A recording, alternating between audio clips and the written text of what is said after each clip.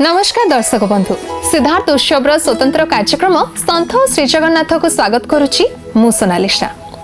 दर्शक बंधु कह जाए ए जगत रे पत्रटी भी जदि हली थाए ना ताहले सेथिरे कोटना कोठी भगवान कर इच्छा थाए। आमे समस्त जमते जानिछे कि जगतर नाथ होउछन्ती प्रभु श्री जगन्नाथ आ तांको बिना अनुमति रे कोनोसी कार्य है न थाए। आ सेही जगा कालिया प्रेम रे अनेक भक्त अनेक संत पड़ी थांती। आ सेमिति जणे भक्त सेमिति जणे संत कवि होउछन्ती हमर भीम भोई।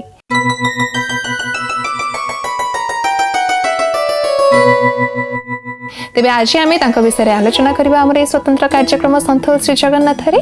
किंतु ता पूर्वरु प्रथमे चलंत स्वागत जणेबा आम समस्तंकर अति प्रिय एवं जगन्नाथ संस्कृतिर अन्यतम गवेषक प्रोफेसर डॉक्टर निरंजन साहू को। सर नमस्कार। नमस्कार। संत श्री जगन्नाथ कार्यक्रम को आपनको स्वागत। जय जगन्नाथ जय जगन्नाथ।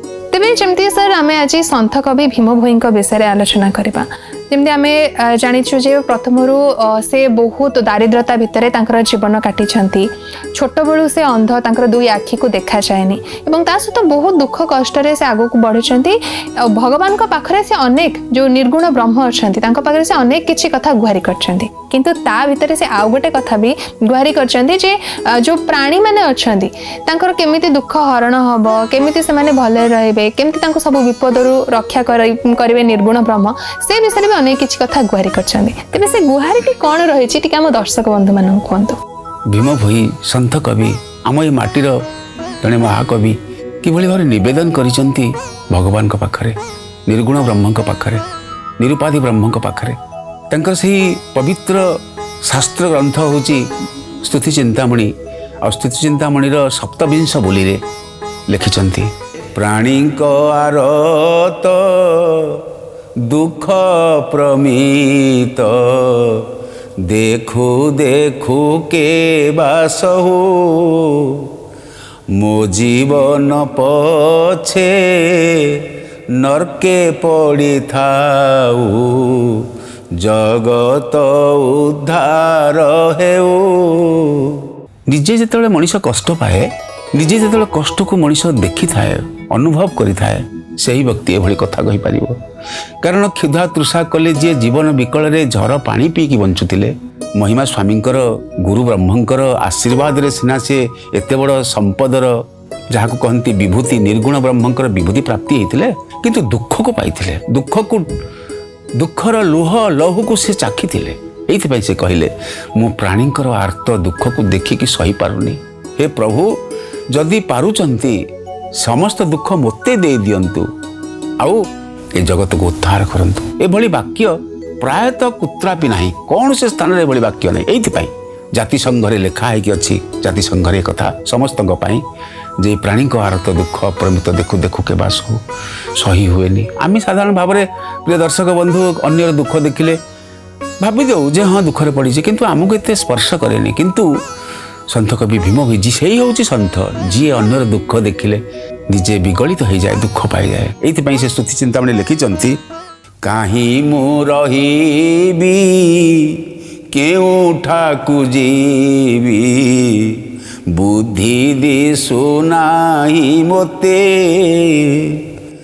माया दुरुदंड काटु अछि पिंड संभाली सहिबी केते माया क्षुधा मोरे शरीर को टिक टिक करके काटुछि संसार रे देखुछि समस्ते दुख रे अछंती केते सहिबी। एइथि कहले नकर विफल संभव सकल आउ रख शुभा शुभ पथे। हे महिमा स्वामी हे निर्गुण ब्रह्म हे निराकार ब्रह्म जहाँ पाखु सृष्टि सकल सर्जना होती आपण सबु कथा करिबारे समर्थ आपण सबु समर्थ तेणुक कौन शुभ आ कौन अशुभ ए कथा आपण जानती। प्राणी टे शुभ फल दिंतु समस्त को टे सुखरे रखंतु सर्वे भवन्तु सुखिनः सर्वे सन्तु निरामया सर्वे भद्राणि पश्यन्तु मा कश्चित् दुःखभाग् भवेत्। नाम ब्रह्म रटी पादे थी खटी जीव थिबा परे जंते ମୁଁ ସେହି ନାମ ନିର୍ଗୁଣ ବ୍ରହ୍ମଙ୍କର ନାମ ସଦା ସର୍ବଦା ରଟୁଛି ପାଟିରେ ଏବଂ ଏ ଜୀବ ଥିବା ପର୍ଯ୍ୟନ୍ତ ମଧ୍ୟ ରଟୁଥିବି ବୋଲି କହୁଛନ୍ତି ପ୍ରିୟ ଦର୍ଶକ ବନ୍ଧୁ। ପୁଣି କହିଲେ ଜନ୍ମରୁ ମୁଁ ଦାସ ଛିଣ୍ଡାଉଛ ଆସ କରୁଅଛ ଅନାଦର ଦୀପ ନାହିଁ ଘର ଅନ୍ଧାର କରୁଛ ଦିଶୁଅଛି ସୁନ୍ଦର। ଶୋଭା ପାଉନି ପ୍ରଭୁ, ଆପଣ ଆଲୋକ ବ୍ରହ୍ମ ନିଜେ ସ୍ୱୟଂ ବ୍ରହ୍ମ, ମୋ ଘରେ ଦୀପାଳିଟିଏ ନାହିଁ, ଅନ୍ଧାରରେ ମୁଁ ବଞ୍ଚୁଛି, ପୁଣି ଆପଣ ତମସା ଛନ୍ନ କରୁଛନ୍ତି। ଅସୁନ୍ଦର ହେଉଛି ପ୍ରଭୁ, ଅସୁନ୍ଦର ହେଉଛି। ଆପଣ ଜଗତବାସୀ ସମସ୍ତ ଦୁଃଖୀ ରଙ୍କିଙ୍କୁ ପ୍ରଭୁ ଆଲୋକ ପ୍ରଦାନ କରନ୍ତୁ, ସମସ୍ତଙ୍କୁ ସୁଖ ଶୁଭ ସୌଭାଗ୍ୟ ପ୍ରଦାନ କରନ୍ତୁ ପ୍ରଭୁ, ଏଭଳି ନିବେଦନ କରୁଛନ୍ତି।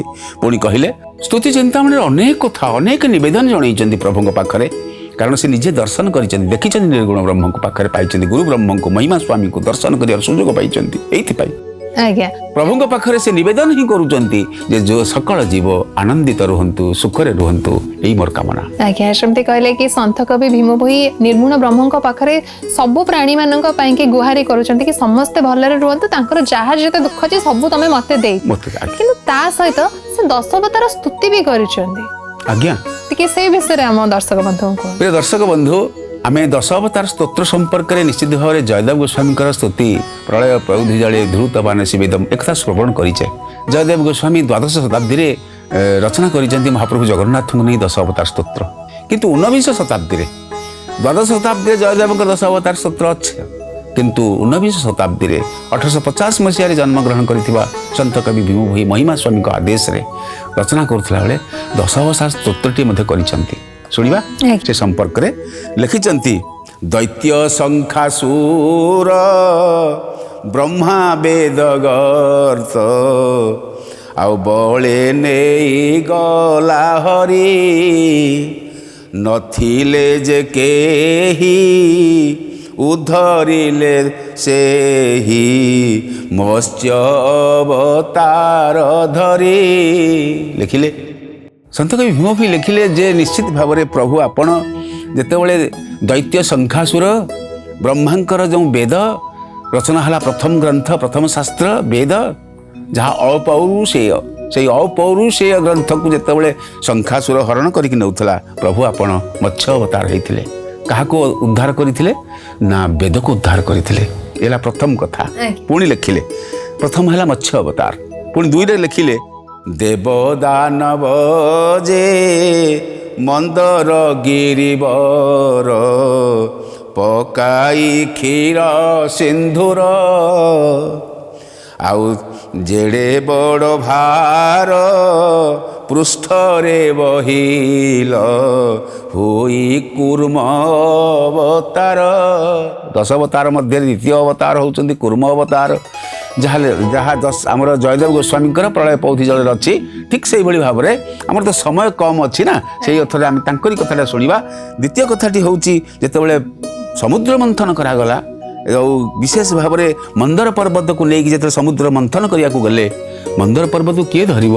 ହେ ପ୍ରଭୁ ଆପଣ କୁର୍ମ ଅବତାର ହେଲେ, ଆପଣଙ୍କ ପିଠିରେ ମନ୍ଦର ପର୍ବତକୁ ଧାରଣ କରିକି ଦେବତା ଓ ଦାନବ ଘର୍ଷଣ କଲେ, ଯେଉଁ ଘର୍ଷଣରୁ ସୃଷ୍ଟି ହେଲା ସବୁକିଛି ଦିବ୍ୟ ପଦାର୍ଥ, ଆପଣ କୁର୍ମ ଅବତାର ହେଇଛନ୍ତି। ପୁଣି କହିଲେ ବୀର ହନୁମନ୍ତ ପବନର ସୂତ ବିବାଦ ଅର୍ଜୁନ ଠାରେ ଆଉ ସରବନ୍ଧ ତଳେ ଆବୋରି ରହିଲ ରୋହି ମତ୍ସ୍ୟ ଅବତାରେ ହିରଣ୍ୟ ଦ୍ରଷ୍ପିଷ୍ଠ ମନେ କରି ରୋଷ୍ଟ ଗର୍ବେ ଅପରାଧ ବହି ଦନ୍ତ ନଖେ ଅନ୍ତ ପିତ ବିଦାରିଲ ନରସିଂହ ମୂର୍ତ୍ତି ଧରି। ଭଗବାନଙ୍କର ତୃତୀୟ କଥା ନରସିଂହ ଅବତାର, ଯାହା ପ୍ରହ୍ଲାଦକୁ ହିରଣ୍ୟକଶିପୁ ଯେତେବେଳେ କହୁଥିଲା ଏତେ କଥା, କହିଲା ତୋର ଯେଉଁ ଭଗବାନ କହୁଛୁ ନାରାୟଣ ବୋଲି କହୁଛୁ, ସେ ନାରାୟଣ କ'ଣ ଏ ସ୍ତମ୍ଭରେ ଅଛନ୍ତି? ନା ହଁ ମୁଁ ଦେଖିପାରୁଛି, କାରଣ ଦେଖିବା ଲୋକକୁ ବାଟ ପଡ଼ିଅଛି, ନ ଦେଖିବା ଲୋକ ଅନ୍ଧ। କାରଣ ସେ ଦେଖିପାରୁଛନ୍ତି ଯେତେବେଳେ ସ୍ତମ୍ଭକୁ ପ୍ରହାର କରିଛନ୍ତି ହିରଣ୍ୟକଶିପୁ, ହିରଣ୍ୟ ତା ଭିତରୁ ଭଗବାନ ସ୍ୱୟଂ ପ୍ରତ୍ୟକ୍ଷ ନରସିଂହ ରୂପ କରିକି ବାହାରିଛନ୍ତି। ଇଏ କଥା ମଧ୍ୟ ବର୍ଣ୍ଣନା ହେଇଛି। ଆଉ କ୍ଷତ୍ରୀ କୂଳେ ଉତ ପତି ହୃଷିକେଶ ଧନୁର୍ବାଣ ବହି କରେ ସାଧିଲ ଧରଣୀ ବୀରପଣ ବୃତ୍ତି ପରଶୁରାମ ଅବତାରେ। ବୀରତ୍ୱର ପରାକାଷ୍ଠା ପ୍ରଦର୍ଶନ କରିବା ପାଇଁ ପ୍ରିୟ ଦର୍ଶକ ବନ୍ଧୁ ପରଶୁରାମ ଅବତାର ହେଇଥିଲେ। କାରଣ ଭଗବାନ ଯେତେ ଲଳିତ ମଧ୍ୟ, ଯେତେ ଦୟାଳୁ ଦୟାନିଧି ହେଲେ ମଧ୍ୟ ସେ ମଧ୍ୟ କ୍ଷତ୍ରୀ ପରଶୁରାମ ଅବତାରରେ ଦେଖେଇଲେ। ଏ କଥା ମଧ୍ୟ ସନ୍ଥ କବି ଭୀମ ଭୋଇ ତାଙ୍କର ସ୍ତୁତି ଚିନ୍ତାମଣିରେ ବର୍ଣ୍ଣନା କରିଛନ୍ତି ଦଶ ଅବତାର ସ୍ତୋତ୍ର କଲାବେଳେ। ପୁଣି ସେଇଭଳି ଭାବରେ ପୁଣି ବର୍ଣ୍ଣନା କରିଛି ସତ୍ୟ ଯୁଗେ ହରି କଳି ରାଜା ପୁରୀ ଦାନେ ନାସିଲ ବିଭୂତି ତ୍ରିବିକ୍ରମ ରୂପ ଧାରଣ କଲ। ଅର୍ଥାତ୍ ବଳିକୁ ପାତାଳେ ଚାପିଲ, ତ୍ରିବିକ୍ରମ ରୂପ ହେଲ, ତିନିଟା ପାଦ ଆପଣଙ୍କର ବାହାରିଲା। ଏ କଥା ମଧ୍ୟ ବର୍ଣ୍ଣନା କରିଛନ୍ତି। ପୁଣି କହିଛନ୍ତି ଋଷି ଯଜ୍ଞ ତରୁ ଅନାମ ବ୍ରହ୍ମରୁ ଜନ୍ମ ଦଶରଥ ଘରେ। ଆପଣ ଚରୁ ଅନ୍ନରୁ ଜନ୍ମ ହେଇଛନ୍ତି, ପୁତ୍ରେଷ୍ଟି ଯଜ୍ଞରୁ ଜନ୍ମ ହେଇଛନ୍ତି। କିଏ କହୁଛନ୍ତି? ସନ୍ଥ କବି ଭୀମ ଭୋଇ ପ୍ରିୟ ଦର୍ଶକ ବନ୍ଧୁ କହୁଛନ୍ତି। କହିଲେ ଆପଣ ଚରୁ ଅନ୍ନରୁ ମଧ୍ୟ ଜନ୍ମ ହେଇଛନ୍ତି ଦଶରଥ ଘରେ। କ'ଣ ନାଁ ବହିଲେ? କହିଲେ ରାବଣ କୁମାରୀ ଜାନକୀ ଉଦ୍ଧରି ରାମଚନ୍ଦ୍ର ଅବତାରେ। ଆପଣ ରାମଚନ୍ଦ୍ର ଅବତାର ହେଇଛନ୍ତି, ଦଶରଥ ଘରେ ଜନ୍ମ ହେଇଛନ୍ତି ଏବଂ ରାବଣକୁ ବଦ୍ଧ କରିକି ମା ସୀତାଙ୍କୁ ଉଦ୍ଧାର କରିକି ଆଣିଛନ୍ତି। ଆପଣ ଏଭଳି ଉଦ୍ଧାରକର୍ତ୍ତା ମର୍ୟାଦା ପୁରୁଷୋତ୍ତମ ରାମଚନ୍ଦ୍ର, ଇଏ ମଧ୍ୟ ଅବତାର ଆପଣ ହେଇଛନ୍ତି। ପୁଣି କହିଲେ ଦ୍ୱାପର ଯୁଗରେ ବସୁଦେବ ଘରେ ଜନ୍ମ ଲଭି ଗୋପେ ରହି ଦୁଷ୍ଟ କଂସ ମାରି ଭାରାଉ ଶଶିଲ କୃଷ୍ଣ ଅବତାର ହୋଇ। ଆଉ ତତ୍ପରେ ମଧ୍ୟ କହିଛନ୍ତି ଯେ ବିଶେଷ ଭାବରେ ଜଗତର ଛଳେ ଅବନି ମଣ୍ଡଳେ ରୂପ ଦାରୁ ବ୍ରହ୍ମ ତେଜ ପାପି ଜନେ ଗତି ମୁକ୍ତି ଦିଅନ୍ତେ ଶଙ୍ଖ ଚକ୍ର ଚତୁର୍ଭୁଜ। ଏଇଠି ମଧ୍ୟ ଯେତେବେଳେ ବର୍ଣ୍ଣନା କରୁ ସନ୍ଥ କବି ଭୀମ ଭୋଇ ବର୍ଣ୍ଣନା କରୁଛନ୍ତି ସ୍ତୁତି ଚିନ୍ତାମଣିର ଦଶମ ବୋଲିରେ ମହାପ୍ରଭୁ ଜଗନ୍ନାଥ ଏଠିକି ଆସୁଛନ୍ତି ତାଙ୍କ ବିଚାର ଭିତରେ। କଳି ଯୁଗରେ ଆପଣ ଜଗତର ଛଳେ ଅବନି ମଣ୍ଡଳେ ଦାରୁ ବ୍ରହ୍ମ ରୂପ ଧରିଛନ୍ତି, ଆଉ ଶଙ୍ଖ ଚକ୍ର ଧରି ଚତୁର୍ଦ୍ଧା ମୂର୍ତ୍ତି ହେଇ ଆପଣ ପାପୀ ଜନଙ୍କୁ ଯେମିତି ଯାହା କୁହାଯାଏ ଧର୍ମ ସଂସ୍ଥାପନାର୍ଥାୟ ସମ୍ଭବ ଆମେ ଯୁଗେ ଯୁଗେ କରିଛନ୍ତି। ଏଇଭଳି ଭାବରେ ବର୍ଣ୍ଣନା ହେଇଛି। ଆଉ ତ୍ରିପୁର ଜଗତ ଅନ୍ୟାୟ ବହୁତ ଚାରି ଧର୍ମ ହେଲା ନାଶ, ଆଉ କାଳେ ହେ କଳଙ୍କି ଅବତାର ହେଲ ବହି ବୈଷ୍ଣବ ରୂପ। ବୈଷ୍ଣବ ରୂପ ଆପଣ ହେଇଛନ୍ତି। ବୈଷ୍ଣବ ଭାବରେ ଯେତେ ସାଧୁ ସନ୍ଥ ଏମାନେ ସମସ୍ତ ହେଉଛନ୍ତି ସେ ନିର୍ଗୁଣ ବ୍ରହ୍ମଙ୍କର ପରମ ସତ୍ତା ବୋଲି ବର୍ଣ୍ଣନା କରିଛନ୍ତି। ଆଉ ନର ଦେହ ବହି ନ ପାଇଲେ କେହି ଭଜନର ସୁଖ ସୀମା ଏକାକ୍ଷର ପାଦ ଜଗତେ ବିଖ୍ୟାତ ଦୀକ୍ଷା ରଞ୍ଚିଲ ମହିମା। ଅଣାକ୍ଷର ଅକାକ୍ଷର ଏ କଥା ମଧ୍ୟ ବର୍ଣ୍ଣନା କରିଛନ୍ତି। ଆଉ ଝରୁଛି ଅମିୟ ସତ୍ୟ ମନେ ପ୍ରିୟ ଅଛ ଯେତେ ସୁଜ୍ଞ ସାଧୁ। ଏ ସୁଜ୍ଞ ଜନମାନେ ସନ୍ଥ କବି ଭୀମ ଭୋଇ କହୁଛନ୍ତି ଦେଖ ଜ୍ଞାନ ନେତ୍ରେ ଅନୁଭବ ସୂତ୍ରେ ଅନାମେ ଝରୁଛି ମଧୁ। ନାମରେ ଯେତିକି ଅଛି ମଧୁ, ଅନାମରେ ମଧ୍ୟ ତାଠାରୁ ଅଧିକ ମଧୁ ଅଛି। ଅନାମ ସୂତ୍ର କଥା କହିଛନ୍ତି ତାଙ୍କର। ମାନେ ଏତେ ସୁନ୍ଦର ଭାବରେ ଭୀମ ଭୋଇ ଦଶ ଅବତାରର ସ୍ତୁତି କରିଛନ୍ତି, ଆଉ ଅନେକ କିଛି କଥା ଏଥିରେ ମଧ୍ୟ କହିଛନ୍ତି ଯାହାକି ଆମେ ବର୍ତ୍ତମାନ ଆପଣଙ୍କ ପାଖରୁ ଶୁଣୁଥିଲେ। କିନ୍ତୁ ବର୍ତ୍ତମାନ ତ ସମୟ ହେଇଗଲାଣି ଗୋଟେ ବିରତି ନେଇଯିବା। ତେବେ ଦର୍ଶକ ବନ୍ଧୁ ସମୟ ବର୍ତ୍ତମାନ ହେଇଯାଇଛି ଗୋଟେ ଛୋଟ ବିରତିର।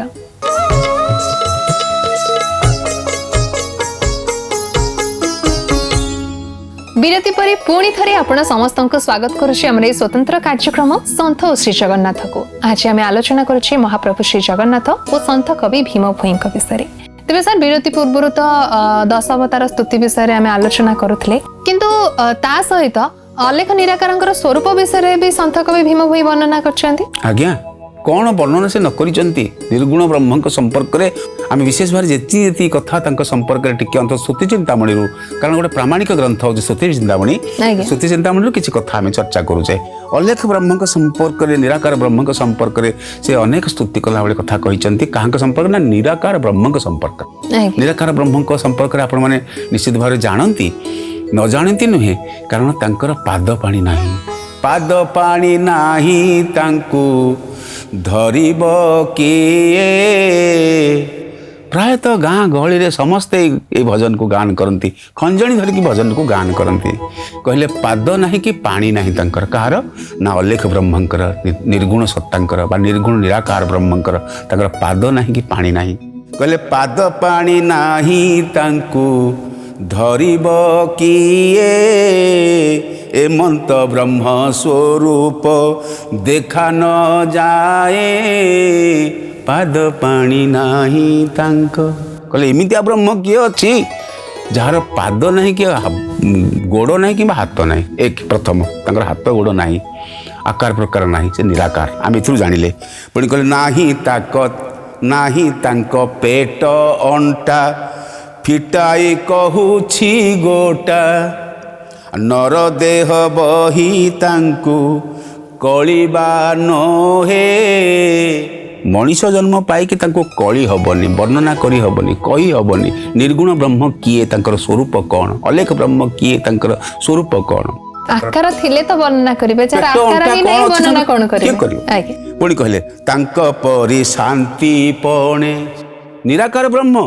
किंतु शांति आ त्रिभुवने नाही जणे निंदा स्तुति हानि लाभ सकल सहे जिते निंदा करंतु महाप्रभु जगन्नाथ को निर्गुण ब्रह्म को जिते निंदा करंतु भगवान को जिते निंदा करंतु गुरु ब्रह्म को सब से सहंती एक कथा कहउचंती किए ना तृतीय अक्षरे देखुथिबा सेही संत कवि भीम भई कहउचंती कहले भक्षण नाही आहार से किछि खांती नाही भक्षण नाही आहार रज बीर्यरु बाहार आ क्षुधा तृषा कले क्षीर नीर न खाए से किसी खाती ना भक्षण करती ना आहार रज बीर्यरु आम सब पृथ्वी पृष्ठ जिते जन्म नहीं चारिखानी जीव अंडज उद्भिदज स्वेदज जरायुज आम रज बीर्यरु जन्म हो बापा बीर्य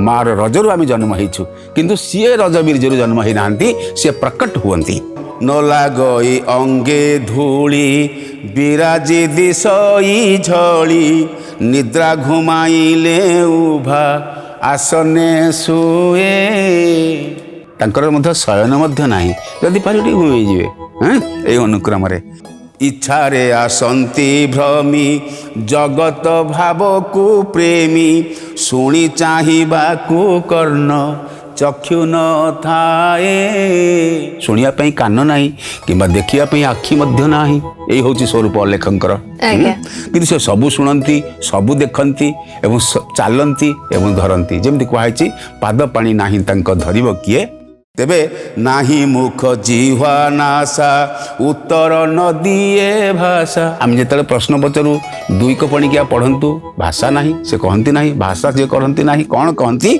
नाही मुख जिह्वा नासा उत्तर न दिए भाषा आग पछ जानी धीरे समीरे रहे पाद पानी नाही तांको बुझिबा दरकार अर्थात निर्गुण ब्रह्मंकर स्वरूप संपर्क वर्णना करुचंती आ कहउचंती ओलट पालट मुहि महाशून्य शून्य देही मुख बाटे जिह्वा कंठे बखाणी नुहे मुहरे कंठरे बखाणी हबो नाही केही तांको वर्णना करि पारि नाही आ केही तांको देखि मध्य ना माने कहला बळी किछि न थाय कि सबु किछि अछि तांकर आखि नाही कान नाही किछि नाही किंतु तथापि से सबु किछि कोनी कहिचंती रूपरेख नाही हो शून्य देही अछौ देहोई रूपरेख नाही हो शून्य देही अछौ देहोई देह अर्थात गुरु ब्रह्म भाव में महिमा स्वामी भाव से उदय होती कि रूप ना रेख ना रूप स्वरूप ना एक कथा मध्य वर्णना अछि बहुत संगीत बहुत भजन आउ तत्वमूलक भजन से रचना करिसेंती सेतिरे निरुपाधि ब्रह्म निर्गुण ब्रह्मकर स्वरूप संपर्क चर्चा है निहाती भाव में आम आगक भी आलोचना जारी रखा दर्शक बंधु किंतु समय वर्तमान हो जाइए गोटे छोट विरतिर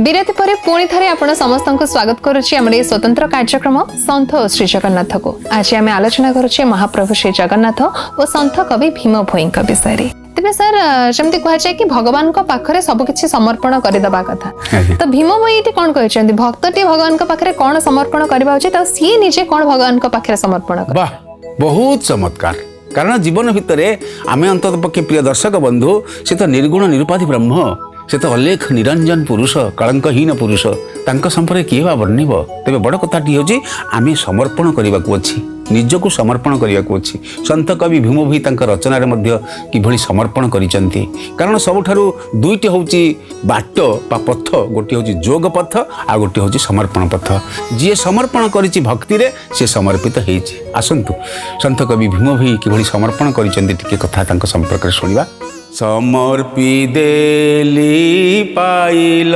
सर्व बुझ न बुझ स्वामी गुरुदेव समर्पी देली पाइल सर्व जीवन अति शेष मुहूर्त मने हुए जे शेष मुहूर्त भीम भोई कहउचंती मु सबु सौंपी देइछि मो पाखरे किछि नाही कौन कौन कहले कहले चिंता अर्थ बाड़ी वृत्ति स्वभाव कर्म धर्म सत्य सुकृत मार्ग पिंड प्राण बाना पानी जे भोग ललाट पटे जा हालेखा जोग समर्पी दे ली पाइल सर्व भगवान हे अलेख परम ब्रह्म हे निर्गुण निरुपाधि ब्रह्म मुझे तुमको समर्पी देली कौन कौन समर्पी देले